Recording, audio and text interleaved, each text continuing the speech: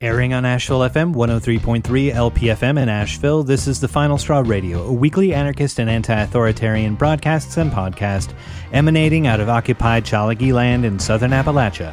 We bring you voices and perspectives from projects and struggles all around the world, and you can find our archives, transcripts, ways to follow us and support us at thefinalstrawradio.noblogs.org. This week we spoke with Nolan Huber of the Atlanta Community Press Collective about recent developments in the case of 61 people facing RICO indictments and other charges related to the movement to Stop Cop City, an urban police training center built in South Atlanta's Weelaunee Forest. For the hour, we talk about the case, last week's dismissal of racketeering and arson indictments, and other recent victories for the Defend the Forest movement. You can hear past interviews in our archives by clicking the tag for Stop Cop City, and see ACPC's coverage of this case and other local topics at atlpresscollective.com. Also, if you haven't checked out Outlaw Podcast, they have a great interview with Xavier de Janon and defendant Peatmoss on the Stop Cop City RICO case. Check this out and past episodes of this great anti-repression podcast at their website, linked in our show notes again. One brief piece of good news. After weeks on hunger strike by Filton 24 Palestine Solidarity prisoner in the UK, Tihoja, and Solidarity hunger strikes by Casey Goonan and Malik Mohammed in the US, Tihoja has won her demands and ended her strike. My name is Nolan Huber. I am the director of video news at Atlanta Community Press Collective. I use they, them, or he, him pronouns. I am a 20-year Atlantan.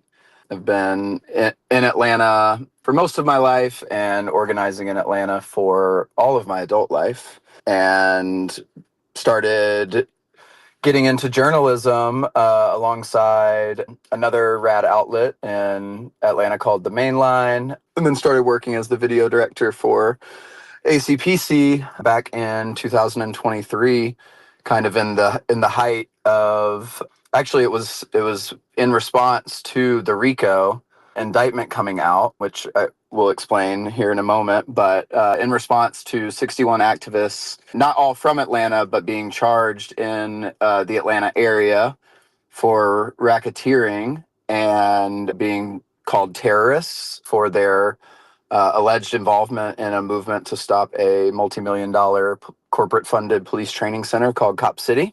And I became the video news director in order to start working on video series and visual content that was really, at least my hope was to have the opportunity to sit down with defendants who had been accused of terrorism and racketeering and understand who they were, because the state was calling them terrorists and racketeers and violent anarchists and all the things that the state used to dehumanize these people who they were trying to criminalize.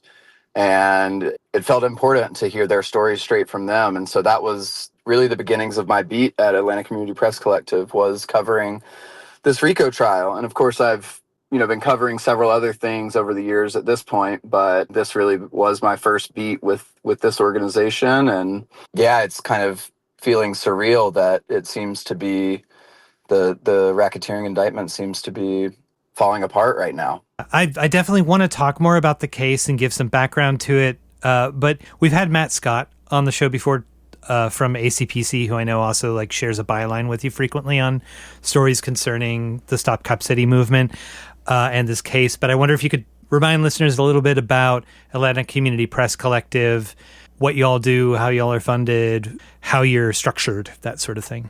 Yeah, Atlanta Community Press Collective is an independent nonprofit news outlet in Atlanta. Really, our focus is understanding the power dynamics that exist in mainstream journalism and how those power dynamics often work to uphold racism, heterosexism, patriarchy, and really trying to subvert the way that we go about telling our stories and who gets narrative power in the stories that we write. We do a lot of investigative work, investigating corruption, mainly around policing and prisons. And doing live blue sky threads of every city council meeting, covering really any type of movement work that people are doing, whether that is like the trans basketball league organizing big weekends for trans folks to be playing sports, to, covering direct actions when people are trying to stop a project like Cop City. And so our coverage is pretty wide ranging. And of course, lately we've been on beats around ICE processing centers here in Georgia, and the folks who are doing ICE Watch and anti-ICE community protection work. Yeah, that's super important work. And I just to harken back to what you mentioned with showing a little bit of perspective around the experiences and viewpoints of some of the people that were indicted. I've seen some of those videos that you were putting out. They're really moving. It's amazing to see an outlet, like as someone who does audio work, it's really nice to just feel the impact of seeing someone's face talking about these things and the respect that you give in the coverage of folks in this case. Yeah, and I think that was really important to us. That series is on our YouTube channel under the Cop City RICO playlist. But yeah, I think that was really important to us was, we understand, again, like understanding the power dynamics of how this society that we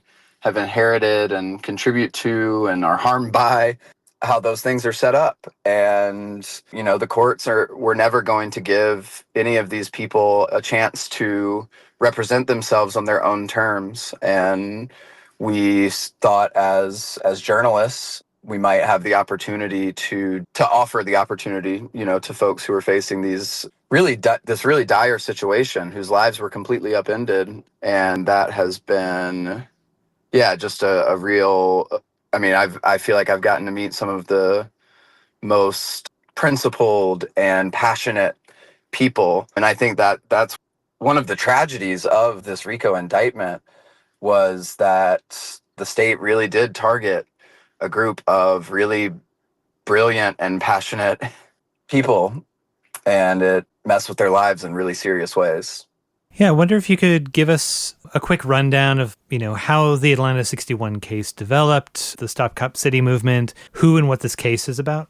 Yeah, well, I'll start with Cop City. So in response to the 2020 uprisings that were, launched in Minneapolis in response to the killing of George Floyd and bolstered by people organizing all over the country, and then when the police killed Breonna Taylor in Atlanta, Rayshard Brooks in the parking lot of a Wendy's. And Atlanta really was a base of resistance during that time. And in response to that, the city of Atlanta partnered with the Atlanta Police Foundation, which is for lack of a better way of saying it, functionally they're a nonprofit organization that in some ways seems to have the influence of a shadow government over the Atlanta City Council.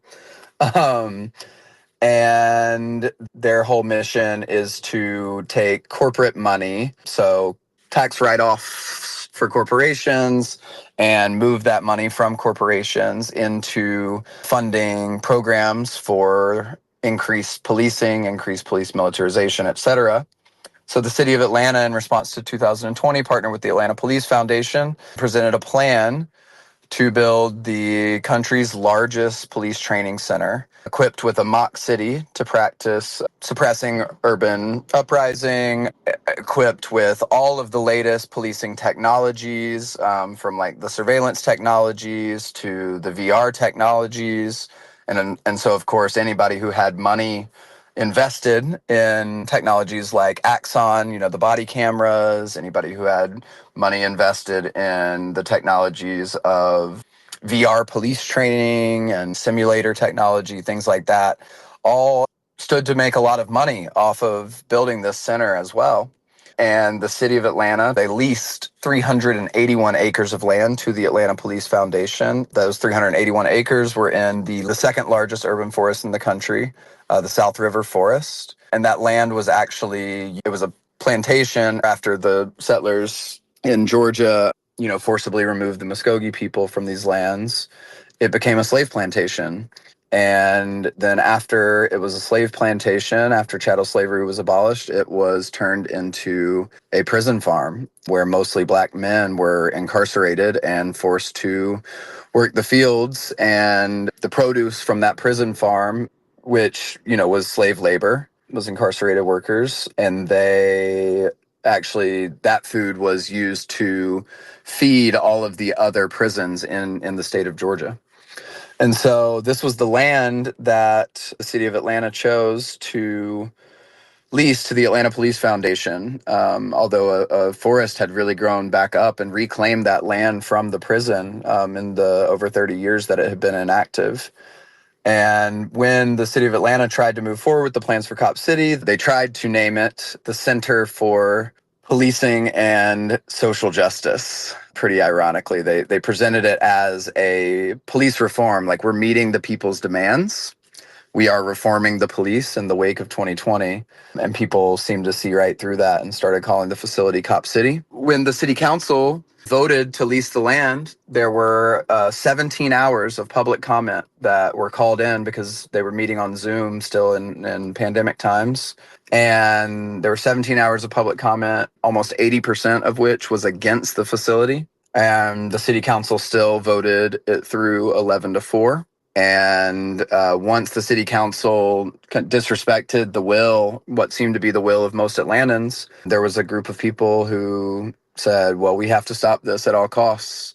And they moved into the forest to begin a forest defense campaign, a land defense campaign to stave off construction, and successfully did that for about a year and a half until on January 18th, Georgia State Patrol and Atlanta Police Department and the DeKalb County Police Department and the Georgia Bureau of Investigations and the Federal Bureau of Investigations and ATF and game wardens, the Georgia Department of Natural Resources, all did a massive multi-agency coordinated militarized raid of the forest encampment. And on that day, on January 18th, 2023, the Georgia State Patrol shot and killed Manuel Terran, whom folks in Atlanta knew as Tortuguita, and they were a beloved activist. And in response to that, a massive movement ballooned through the city.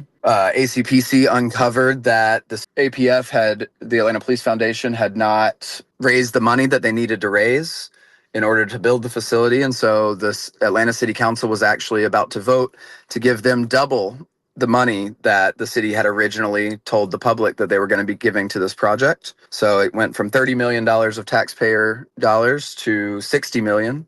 And we were able to uncover an obscure part of the legislation that allowed that to happen. And in opposition to that, there were record-breaking numbers of people who went to City Hall to express their opposition to that. And yet again, City Council passed that vote 11-4 to fund the building of Cop City in the wake of the killing of Tortuguita. After that vote went through, there were a group of activists who launched a referendum campaign to try and get over 70,000 signatures of voters who are registered to vote in the city of Atlanta in order to put the lease of that land to the Atlanta Police Foundation up to a vote for the entire city.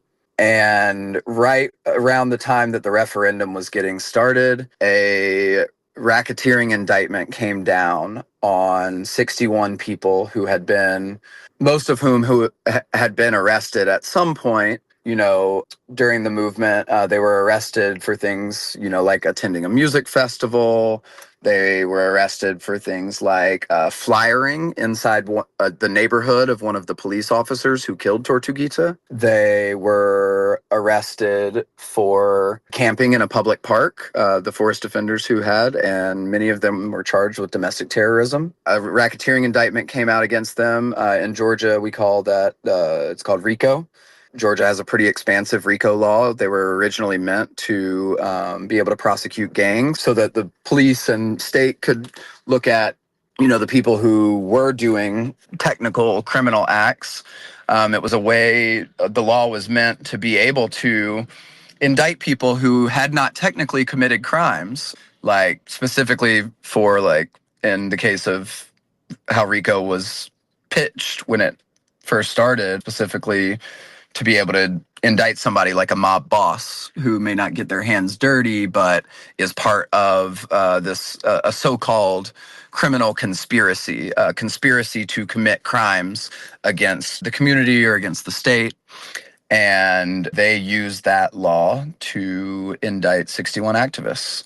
And since then, those activists have been fighting those charges pretty vehemently. At the center of the indictment, the people who, were considered the quote unquote, the mob bosses in this analogy, were the Solidarity Fund. There were 3 organizers of the Atlanta Solidarity Fund who had been, organizing since 2019 to be able to raise money and post bail for anybody in Atlanta who gets arrested protesting. So they are very much a police accountability activists, and they do a program called Cop Watch as well, where they monitor police behavior, get badge numbers, things like that. They sue the police often after wrongful arrests. And really, in a lot of ways, their extremely legal activities were a threat to the police here in Atlanta and the way that the Atlanta Police Department and the city of Atlanta want to run their police department, which is without any accountability whatsoever.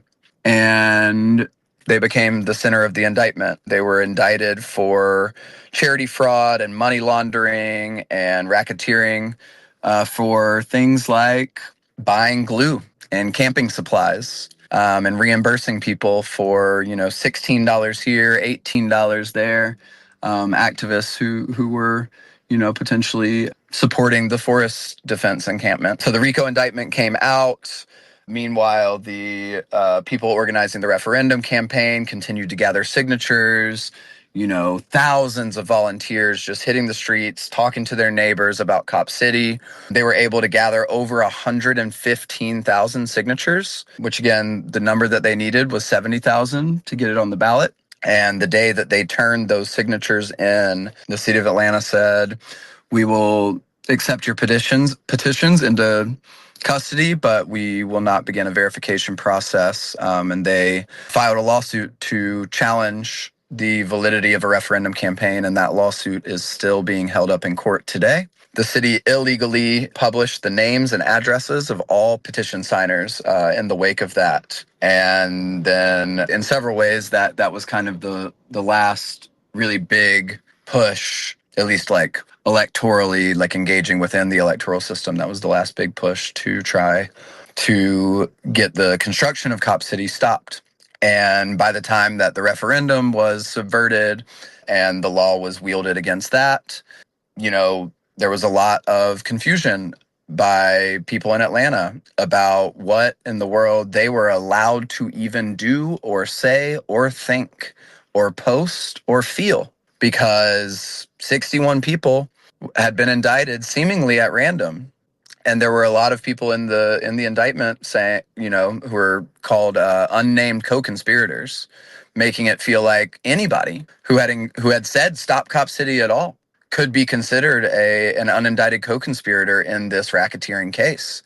And that sent a chill through the Atlanta activist community, through really just like working people in Atlanta. It was a really chilling effect that this type of repression had. The indictment itself mentioned things like mutual aid and social solidarity and collectivism, and the indictment even said that social solidarity and mutual aid are these ideas that the needs of the group are above the needs of individuals, and framed that as a harmful thing. But in several ways, it was clear that the indictment was a political move intended to target political speech, intended to target anarchistic ideas. It seems like that indictment is no longer going to prevail after this past week.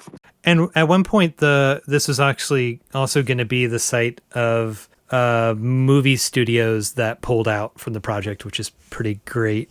And the other part, I guess, like alongside of the racketeering charges against the 61, some people got these domestic terrorism charges. They weren't federal domestic terrorism. They were like state domestic terrorism, right? That's right. Not federal. So I believe it was 41 of the 61 people indicted had domestic terrorism charges, 5 of whom were actually in the city of Atlanta. And the other domestic terrorism charges were issued in DeKalb County, where the actual land where the actual public park that the encampment was in was located. 23 of those people charged with domestic terrorism were arrested at a music festival. About a mile away from that music festival, some masked individuals stormed the construction site, burning down what I have been able to verifiably estimate to be about $2 million worth of construction equipment for the facility. One of the strategies of some people in the movement, nobody really knows who was engaged in these activities, but it was a strategy deployed where people would sabotage construction equipment, trying to drive the insurance rates of the project so high that no insurance company would even fund the construction of this thing. And it proved to be a very successful strategy. And one day at that music festival, the police, instead of trying to arrest the people who were engaging in that activity, they raided the music festival. And I actually followed the police into the woods that day. This was March 5th, 2023. I followed the police into the forest that day, and I filmed them chasing down people, and over the radio I heard them say, "Are we going to get bodies or not? Because if we're not going to get bodies, then we need to pull out." To me, that suggests that they were trying to just grab as many people as they could. And interestingly, and this is where I'm going with this, interestingly, what they did was they detained 40 people. They nabbed 40 people from the forest who had been attending that music festival, and they carted them out of the forest, onto the road, and they checked everybody's IDs. And they only ended up arresting and charging 23 of those 40 people. Believe it or not, the 23 people who they ended up charging were from out of state. And the people who they ended up not charging had Georgia licenses. So the next day on the news, they said, look at all of these terrorists who are not from here. The people of Atlanta won't want this facility. We need this facility. And it's only people who are not from here who are coming and causing chaos in our community. And so there was like a very explicit spin to these charges as well, that was part of the state's narrative creation of this police training center. Lovely to see the outside agitator come in, to the foreground yet again. So this Tuesday, the judge in this case made a pretty momentous dismissal of a couple of parts of the RICO case on some technical points. I wonder if you could talk about this a bit. I mean, you've alluded to it a few times, but talk about this and what it means for the case and for the defendants. Like, does this mean an end to the case? Yeah, I mean, I think first of all, it's important to note that this is a historic case of political repression, that we have not seen a criminal RICO against activists, nor have we seen state domestic terrorism charges in Georgia be deployed against activists up until this point. And for 2.5 years, these people have been facing these charges, their lives completely upended. They often say, no matter what happens, the process has been the punishment. And they were just caught, their lives on pause for 2.5 years while the state dragged this thing out. And then, of course, in the very first motions hearing, so this week, Monday started the first motions hearings of the entire racketeering case. 2.5 years later, the defense had put in 57 motions, and they got through 3 motions on the first day. And on the second day, they were on the 4th of 57 motions. And that motion was to dismiss based off of the fact that the Attorney General of Georgia, Chris Carr, actually did not have the constitutional authority in the state of Georgia to bring racketeering charges or arson charges, which are counts 1 and 3 of the indictment, because there was no Fulton County district attorney who had signed off on the case, who wanted to take the case on, who wanted to partner with him on the case. And in order to actually bring this indictment forward, he would have had to get a letter from the governor, which I'm sure the governor would have offered him had he asked. It seems like he just didn't know. The judge came out on Tuesday, after hearing that argument. It was wild because, the first day was just such a boring court day. I was the only journalist who even came to court the second day. And I was sitting in there, and the judge, Kevin Farmer, came out and he said, after reviewing this, I do not believe that the Georgia Attorney General had the authority to do this. And so I am going to move to dismiss this case, and a very important caveat here. And I'm going to sign a request for immediate review from the Georgia Court of Appeals to give to the prosecution, basically saying, I know that the prosecutors are going to want to appeal this decision. I am going to fast track that appeal for them. So he is sending that to the Georgia Court of Appeals as soon as his opinion is finished and published. But he decided what it seems like to dismiss counts 1 and counts 3 of the racketeering case, leaving only 5 people. So that completely, as soon as that ink dries, 56 of the 61 who were indicted will be, at that time, completely free of these charges, other than, they'll be free of their bond conditions, they'll be free of everything. Now, of course, we'll have to see how the appeals process works, but I talked to a lot of the lawyers, and they believe that their case is pretty impenetrable, even in an appellate court.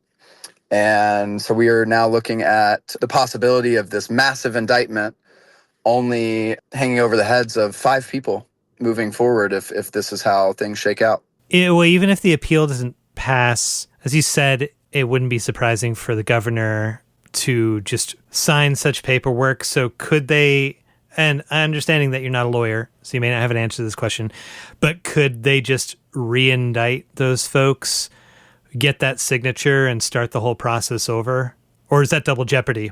My understanding is that they could. They would need to pull together another grand jury. The attorney general would have to, do the indictment above board this time by getting a letter from the governor. And I think the real question is what political motivations they have right now to do that. Chris Carr, the attorney general, is running for governor. His first campaign ad said Chris Carr fought back against sex traffickers and gang members bringing RICO charges. And then on the screen, there was a headline about him indicting the Cop City the quote unquote domestic terrorists. And so, that was a thing that he was planning on running his campaign for governor on. And it's fallen through. And so if that is an important part of his campaign, I could see him trying to pull together another grand jury and start this process over again. The other side of that is whether or not there is the political motivation to do it, because the Cop City facility has been built in many ways that, whatever the intentions behind the indictment were, the impact is that it repressed a movement enough and scared people enough for them to be able to complete the construction. If that was the only goal the whole time, then it's possible that they'll be like, well, it served its purpose and we're just going to move on from this. Now, I will say the other part that comes next, Marlon Kautz from the Atlanta Solidarity Fund issued a statement after the hearings were over, basically saying this case is far from over. We have names, we have evidence, we've been building our own case over the years. And, we are about to get officers fired. We are about to have careers ended. We are about to make sure that elections are lost for all of the people who conspired to kill somebody, kill one activist, and indict 61 others, all in an attempt to build this police training center. Jamie Marsicano, a defendant in the case and a legally barred lawyer now in the state of North Carolina, successfully challenged her domestic terrorism charges last month.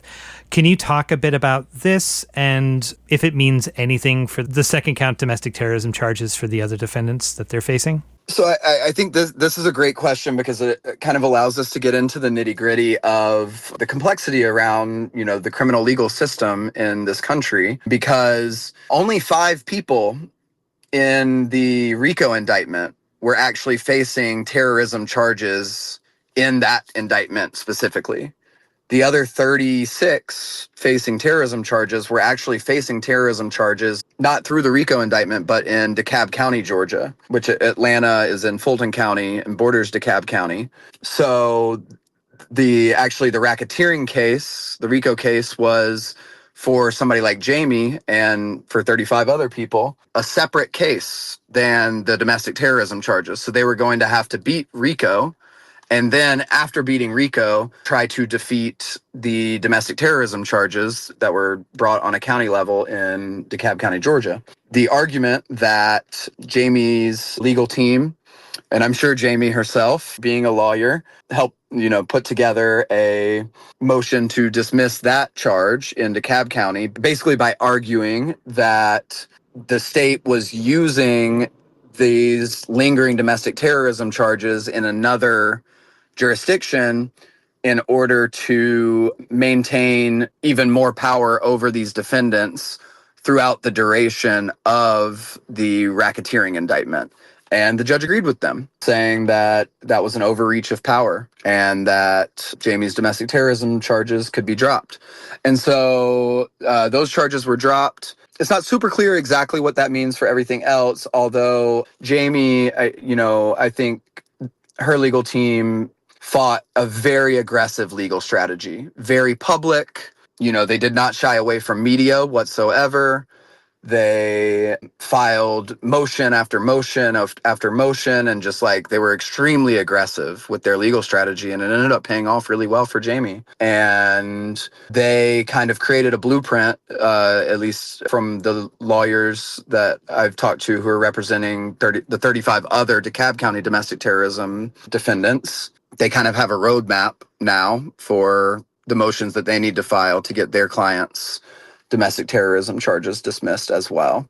I think people are cautiously optimistic about the DeKalb County domestic terrorism charges.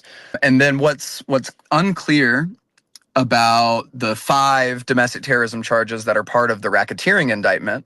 I hope everybody's able to follow along with this kind of complex separation, but also connection between these 2 different cases, many of the same people being involved in both. But there are, 5 people who are still facing domestic terrorism charges under count 2 of the racketeering indictment. There are a number of ways that could shake out. One is that by dismissing counts 1 and 3 of the racketeering indictment, there's a question whether or not the state can even just redact 2/3 of an entire indictment and have 56 unindicted co-conspirators and still pursue count 2. That's never been done before. Where 2/3 of a racketeering indictment has been thrown out and they've still moved forward with, it's really more than 2/3 of the racketeering indictment, because 56 of 61 people are now dismissed. So it's really unclear whether or not that can even be a thing. That will be up to the Georgia Court of Appeals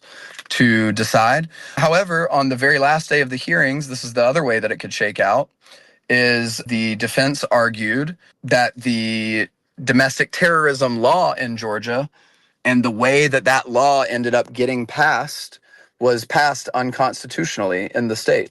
And if Judge Farmer, when he issues his final ruling on these motions, sees that evidence and says, actually, I do think it was that the domestic terrorism law was unconstitutional altogether, then count 2 of the indictment will also be dismissed, and Georgia will not have a legally binding domestic terrorism law anymore to hold the other 35 people facing domestic terrorism charges in DeKalb County to them. And so there's been a constitutional challenge to the legality of domestic terrorism in Georgia at all. So there are a number of ways that things could shake out. Probably I would say from the defendant's perspective, worst case scenario is the Georgia Court of Appeals overturns the decision, or Chris Carr decides to re-indict, or best case scenario, the Georgia domestic terrorism law that is currently on the books is completely defeated, and the folks who had been indicted begin countersuing the police and, really, really going after the people responsible for all of this. And so we're really at, I think, an interesting crux in this story, where if it shakes out a certain way, the movement could really regain a lot of momentum and a lot of power that had been stripped from it by the criminal legal system and by this political repression that it has faced. Another element of the story that and I know that you all have been covering in the past, we've had Matt on, for instance, to talk about it, but is Ayla King's pursuit of speedy trial. And as I understand, this is also part of the crux of of Miss Marsicano's legal relief. Can you talk about the status of Ayla King's case at this point? Well, I mean, Ayla King is one of the 56 who are indicted under either count 1 or count 3 of the racketeering indictment. And so her case is in the same place that those 56 people are. It's looking like it's going to be dismissed, not on the basis of the speedy trial, but on the basis of Chris Carr not having the legal authority to bring the indictment in the first place. That's where she's at. If for some reason the Court of Appeals overturns that decision, where Ayla King will be, in her case, is they are fighting in the Georgia Court of Appeals right now. Her lawyer, Suri Chada Jimenez, is fighting in the Georgia Court of Appeals right now, basically arguing that if they were to reseat a jury for Ayla King's trial, that it would be putting Ayla in double jeopardy, and therefore her case should be dismissed either way. So I think her legal situation is looking, also very hopeful, from their perspective, of course. There were some pretty big fails in the handling of evidence by the prosecution thus far, and I don't know I don't know if you care to comment on what your outlet has found and reported on, and where the efforts are by the defense to address this. Yes. Here's really what has happened with the mishandling of evidence is that, the state turned over 4 terabytes of discovery. And, when the indictment came down, or right before the indictment came down, the Atlanta Police Department got a warrant to raid the Solidarity Fund's base of operations, which is the house that the 3 organizers lived in, and the teardown. And they raided them with a battering ram, busted through their door, pointed guns in their faces, arrested these 3 organizers who are beloved, by the way, by the Atlanta organizing community. I mean, just beloved people. They run food programs and bail support. And they really are, in many ways, the best of us. And they had guns pointed in their faces and their computers taken and books taken. And in the discovery, the prosecution had entered into evidence books that were on their shelves, were entered into evidence of their crimes, saying that books about anarchist political theory were evidence of this conspiracy.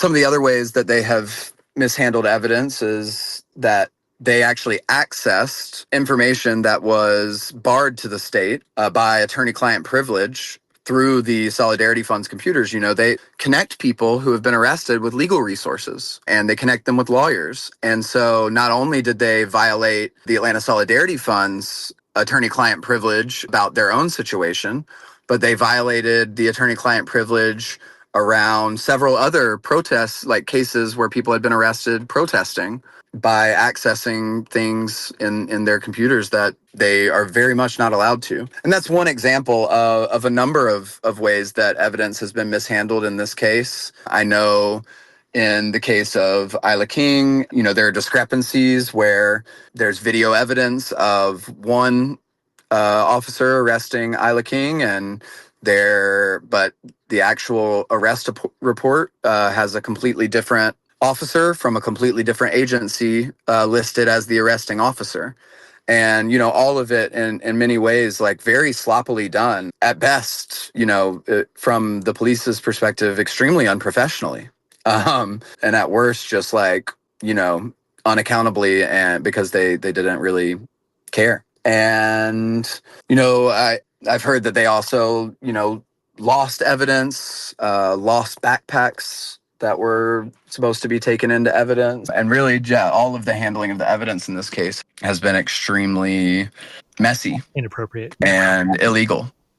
Another case related to this, and it's Jack Mazurek, who wasn't indicted during this case, but was accused of sabotage after the fact. And I don't know if any of this affects Jack's situation, or if there's been any updates in his case that you want to share. I can share his website, his support website, in the show notes also. Yes, there's a lot of organized support around Jack. I think the ways that this case impacts Jack is that Jamie Marsicano said on the record to us at ACPC after Judge Farmer said that he was going to move to dismiss the counts 1 and 2 of the racketeering indictment. Jamie said on the record that this is evidence that community defense and participatory defense is how we fight repression. And I think that the lessons learned from the community defense and participatory defense and that type of legal strategy will likely carry over into national solidarity for Jack Mazarak, who has been indicted on federal charges for alleged arson. In June of 2023, there was one night an anonymous action in which 60 Atlanta Police Department motorcycles were burned down in the middle of the night. And it took several months. The police put up billboards all around the country asking for tips, offering $100,000 rewards for any possible evidence that could lead to the arrest of somebody who may have done something like that. The police claim that they found a bottle cap allegedly used for a Molotov cocktail with Jack Mazarak's DNA on it, is what they claim.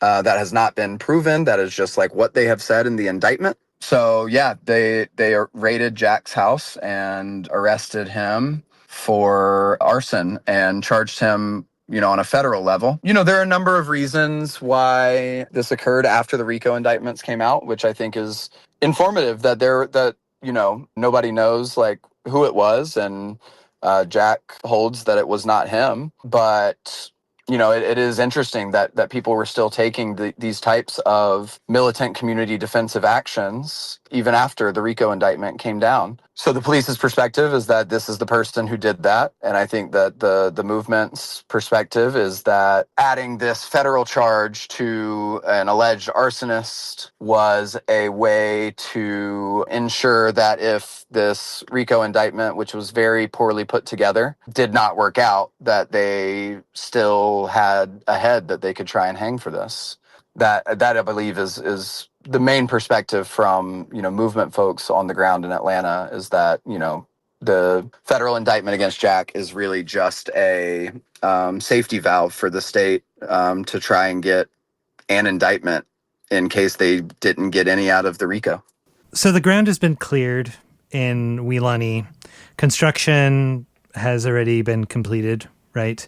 2 years after the case began, these people live still in limbo. I wonder if you could comment on some of the other ramifications of this case in your community around Atlanta. Like, this outlet came up around the movement to Stop Cop City, and so many people participated in marches and signature drives, in preaching, direct actions, talking to neighbors and families, and so many other things. I wonder if you could just sort of like tie this up with what sort of mark has been left on the community and the relationships in Atlanta moving forward.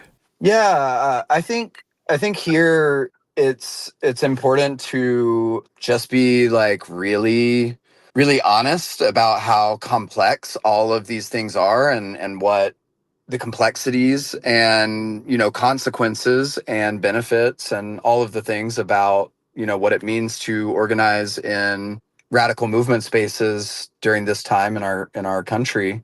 So there's a lot of answers to this question, and I'll start with some of the major things. The infrastructure that has been left behind. I was outside of the courthouse after people were celebrating, and somebody said, now, we, speaking about like Atlanta overall, is more equipped than any other place that they know of to fight autocracy and authoritarianism and its rise in this time. This community has seen very firsthand how hard the state is willing to go. And if the dropping of this case moves forward and sticks, then it is also, I think, a very important reminder that a diversity of tactics among autonomous organizing, where there are no leaders and there is no like hierarchy, that makes it really hard to stop a movement. It makes it really hard to, charge people in ways that stick. And by people putting aside their egos and not necessarily needing credit for all of the different parts of movement organizing, and just doing it because they love their community, actually has a lot of merit to it. That leaves a mark on Atlanta in a lot of ways. And I think it leaves a mark on organizing in our time. In a lot of ways, Cop City is a representation of who the police are. It's a corporate funded project to further militarize the police against communities as rent goes up, as in the state of Georgia, as abortion becomes more and more criminalized. And it's like, who is going to come and arrest you? Who's going to bust in your house and arrest you for getting an abortion once they have made it fully illegal in the state? It's going to be the police. Who is going to come and break strikes when workers cannot afford their rent? Who is going to come and evict people? It's going to be the police. And who's going to coordinate with the Department of Homeland Security and Immigration and Customs Enforcement, ICE, to deport people? It's going to be, the police. And so having this very highly trained police force in the city of Atlanta, it's a sign of what was to come around the rest of the country. And we're seeing that now with the Trump administration. That's not to say, Joe Biden, we actually uncovered emails from the White House saying that the president, was telling Mayor Andre Dickens in Atlanta that, he was proud of what they were doing with the Atlanta Public Safety Training Center, and that he wanted this model of police training to be replicated throughout the countries. And so in the wake of that, there were plans for over 77 other cop cities to be built around the country. At least 4 of them have already been stopped. I can't remember exactly which cities those are. I know that Pittsburgh's is on hold because they tried to build it in an old hospital that had closed down, and people were able to make the connection that, okay, so you are defunding public health resources in order to fund the police. Yeah, this is the fall of an empire. And Pittsburgh ended up not moving forward with the legislation to do that in their last city council meeting around it. So I think it's made a mark on organizing around the country and shown people, I think, in many places, it would be easy for cities to, one thing that made Atlanta unique is that they wanted to cut down a forest to build this thing. And by people wanting to protect the land and not want police to be further militarized, there was an alliance.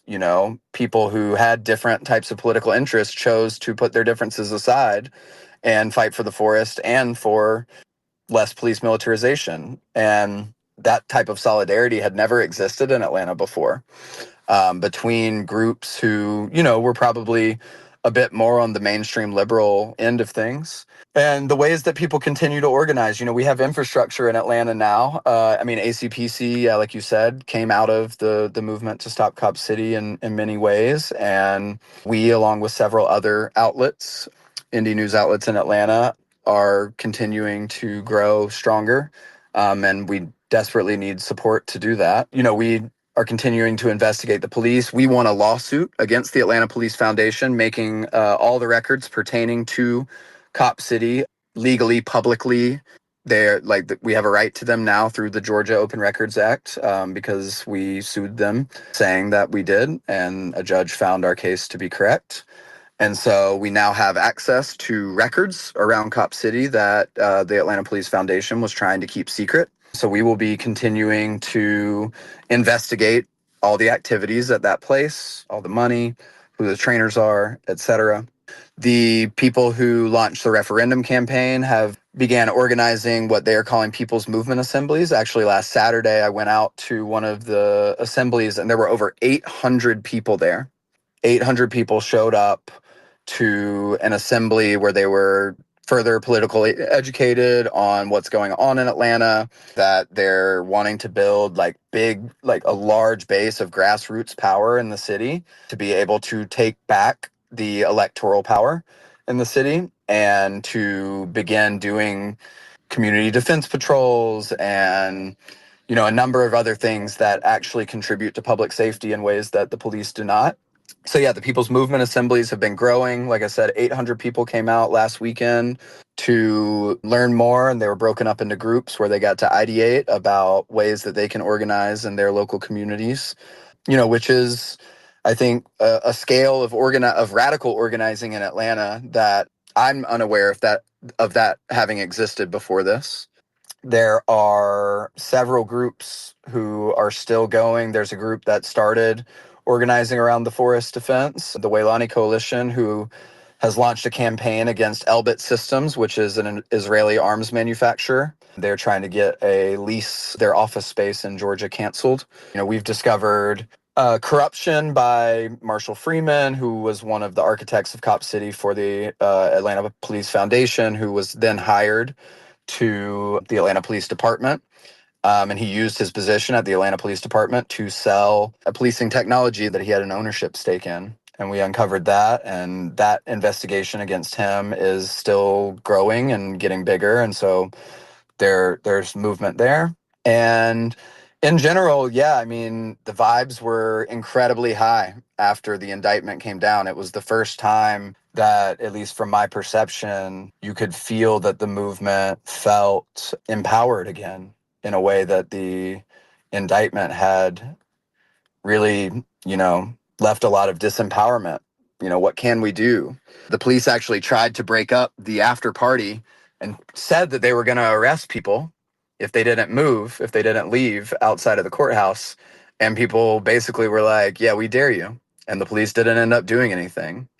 And people haven't had the ability to stand up against the police in that way for 2.5 years, because the courts allowed this to drag on for 2.5 years, and the police felt emboldened by the fact that they could just arrest random people and try and indict them on racketeering, and that people were scared of that. And so if they told people they needed to leave, even if they weren't doing anything illegal, they would usually pack up their stuff and leave. So I think that it's going to be interesting seeing what happens moving forward. There's also been any time that you fight really hard and you end up losing. I think that there's been divisions in different groups, new groups forming and things like that. Some of which are, I would say, I'm sure all of them have merit in their own ways and some pettiness in their own ways as well. But in general, Atlanta is stronger. Relationships are stronger.